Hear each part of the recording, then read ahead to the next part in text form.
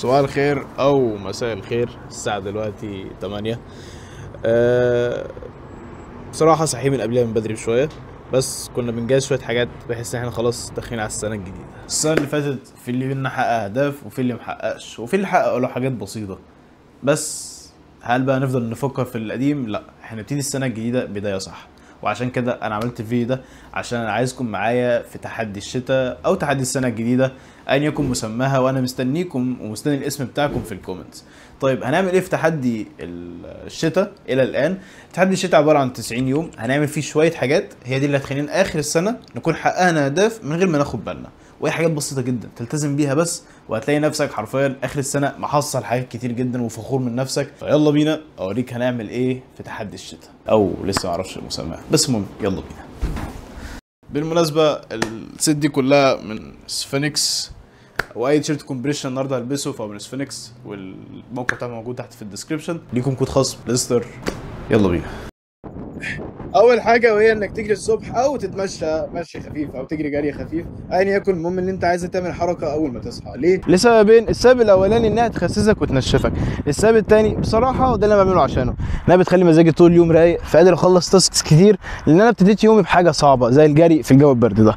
فلما ابتديت يومي بحاجه صعبه باقي الحاجات كلها بقت سهله ولوجيك، يعني انت جيت تشوف هتلاقي ان هي فعلا الشكل ده. فيلا من غير كلام كتير نروح على تاني حاجه في التحدي بتاع الشتاء بتاعنا، وبس كده يلا بينا.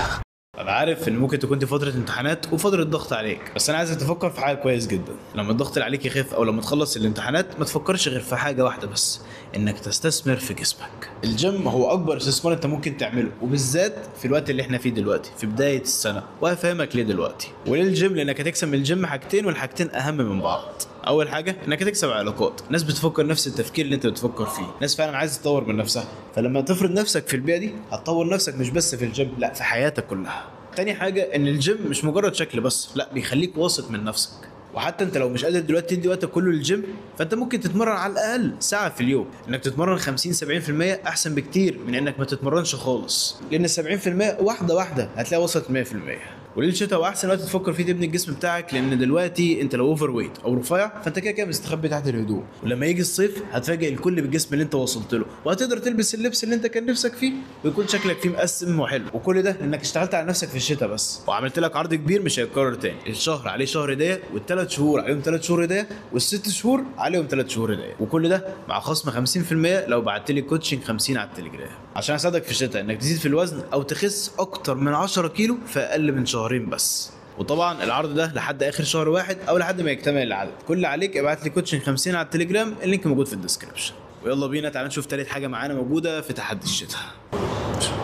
وعشان نوصل لاحسن نتيجه في الشتاء ونوصل فعلا لاحسن نسخه من شكل جسمنا، فالجيم لوحده مش كفايه، لازم نركز على الدايت كمان. وخلينا نكون واضحين، الدايت مش معناه انك تخس بس.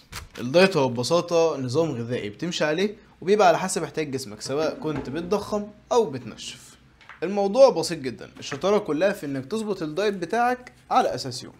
بمعنى لو انت طول اليوم مشغول مش لازم تاكل 6 وجبات في اليوم، وفي نفس الوقت مينفعش برضو تقلل وجباتك وتخليها وجبه او وجبتين بس في اليوم. وادي اخر حته عندنا في الدايت.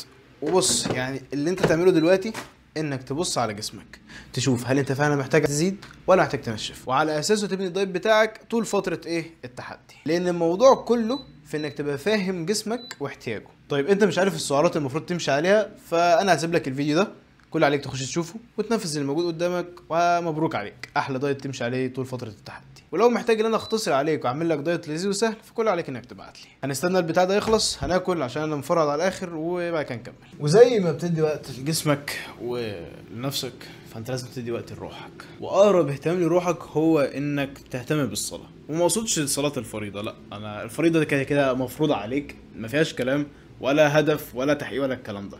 انا بتكلم على الصلاه اللي بينك وبين ربنا. مش المفروض تندهش لما تشوف حد بيصلي، لان ده اساس المسلم. الاندهاش بجد اللي بيصلي صلاه بينه وبين ربه، اللي محدش يعرف عنها حاجه خالص، وعشان كده انت مش هتعرف عنها حاجه خالص، وهي صلاه قيام الليل. في المختصر المفيد عشان ما نطولش في الكلام، بعد ما تخلص صلاه العشاء كل اللي عليك انك تصلي ركعتين قيام الليل بس، وتاخد القران وتقرا منه ورد بسيط، وبكده انت صليت ركعتين وقرات ورد من القران. ولو ختمتها بركعه وتر فانت كده قفلت اللعبه حرفيا. الموضوع بسيط جدا. التحدي بتاعنا هم 4 حاجات بس، عايزك تلتزم بيهم لحد 90 يوم الجايين دول. اول حاجه انك تجري او تمشي الصبح حتى. تالت حاجه وانك تلتزم بالدايت. وصل لنا الدايت خلاص، المفروض همشي على 3200 سعره، وتختم اليوم بركعتين كاملين. دول مهما حصل، صحيت بدري صحيت متاخر، ما يعديش يوم غير وانت لازم تعملهم، لان هم حاجات بسيطه جدا. فكر فيها. كل اللي عليك انك هتنزل الجيم نص ساعه بس، تاكل الدايت بتاعك، ولو مش لازم كله 100% 70% حتى. هتصلي ركعتين قبل ما تنام. الموضوع بسيط جدا، موضوع فوق ما تتخيل من البساطه. واول يوم هيكون سهل جدا معاك. الموضوع كله في انك تستمر بس مش اكتر.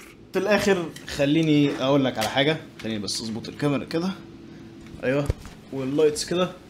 بس في الاخر خليني اقول لك على حاجه. حسيت ان الكاميرا قريبه قوي مني، بس كده تمام. انت اللي معاك مفتاح التغيير. مش مهم تبدا ازاي، المهم من دلوقتي انك تبدا. التحدي ده مش معمول عشان يخليك اقوى جسديا بس، لا، عقليا وروحانيا. زي ما قلت لك، الجيم والجري والحاجات دي كلها حاجات بسيطه جدا. لو فضلت ملتزم بس عليها كل يوم، لو جيت تفكر اصلا الموضوع كله مش هياخد منك غير ساعتين تقريبا بس طول اليوم. الجري اللي هو نص ساعه، صلاه ركعتين قيام الليل اللي هو هتلاقي 10 دقايق بس، والجيم اللي هو ساعه بالكتير جدا ساعه. انت لو بتلعب اكتر من ساعتين فانت في حاجه غلط اصلا في الجدول بتاعك. والدايت بتاعك، فانت التحدي كله عباره عن 3 ساعات من اصل 24 ساعه. يا عم شيل 8 ساعات بتاع النوم من اصل 16 ساعه. وانت مش لوحدك في التحدي ده، انا معاك. وان شاء الله كل اسبوع هنزل لك الابديتس بتاعتي. ممكن ما يبقاش فيديو كل يوم، لكن على الاقل هيبقى فيديو اسبوعي اعرفك فيه انا عملت ايه في التحدي. وما تنساش تقول لي اسمي التحدي ايه في الكومنتس. وبس كده، السلام عليكم. اوعى تنسى ان العرض مش هيتكرر تاني. بس كده.